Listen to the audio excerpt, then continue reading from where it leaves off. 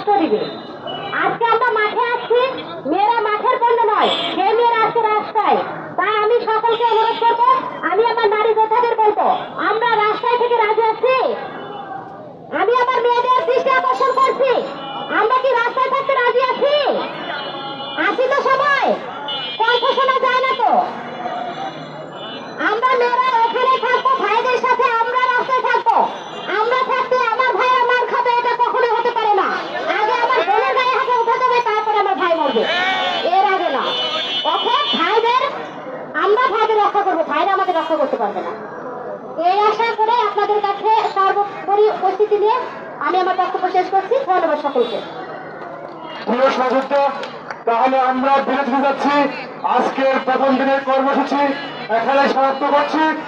6:30, প্রায় 6:30 দেখা হবে দ্বিতীয় কর্মসূচি নিয়ে।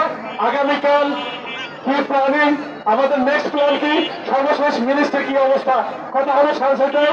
ভালো থাকবেন, যথাসময়ে চলে আসবেন এবং সালাম ভাই একটি কথা বলতে চাই, তার কথা দিয়ে আজকের এখানে সমাপ্তি হবে। ধন্যবাদ সবাইকে। অনেক বক্তব্য সবাই সারাদিন দিয়েছেন আমাদের অধিকারের প্রশ্নে। আপনাদের ব্যাপারটা একটা বিষয় যুক্ত করতে চাই।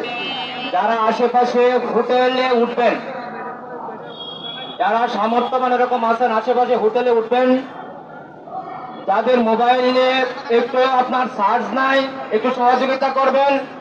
পাশাপাশি হলো আপনি একটু গোসল করতে তা সুযোগ করে দিবেন, টয়লেট ব্যবহার করতে চাই একটু সুযোগ করে দেবেন। যেহেতু গত বছর আমাদের এখানে টয়লেট ছিল, সিটি কর্পোরেশন এইবার আমাদের টয়লেট দেয় নাই, তাই এই কাজটি আপনারা একটু সহযোগিতা করবেন সকলকে। ধন্যবাদ।